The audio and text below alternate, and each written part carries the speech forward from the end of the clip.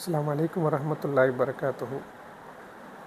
கடந்த வாரத்தில் சமூக வலைத்தளங்களில் ஒரு வீடியோ ஒன்று பார்த்தோம்.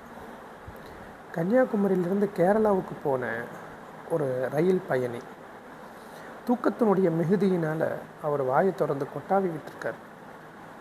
வாயை திறந்த அவர் அந்த வாயை அப்படியே பூட்டு போடப்பட்ட மாதிரி ஆகி அந்த வாயை திரும்ப மூட முடியாமல் ஒரு சூழலுக்கு ஆளாகப்பட்டார்.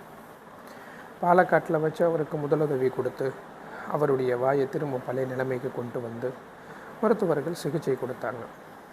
இந்த நிகழ்வை பார்க்கும் பொழுது நபி ஸல்லல்லாஹு அலைஹி வஸல்லம் அவங்க சொன்ன ஒரு ஹதீஸ், அல்லாஹு தாலா தும்முவதை விரும்புகிறான், கொட்டாவி விடுவதை வெறுக்கிறான். கொட்டாவி ஷைத்தானின் புறத்திலிருந்து ஏற்படுகிறது.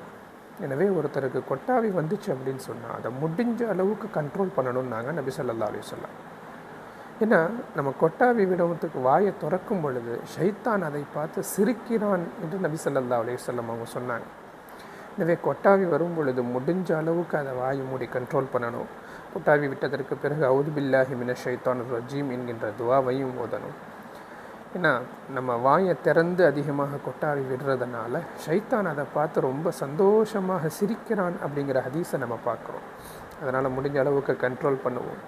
இந்த ஹதீஸை ஹஸரத் அபூ ஹுரைரா ரலியல்லாஹு அன்ஹு அவங்க அறிவிக்கிறாங்க. இந்த ஹதீஸ் புகாரி கிதாபில் இடம்பெற்றுள்ளது.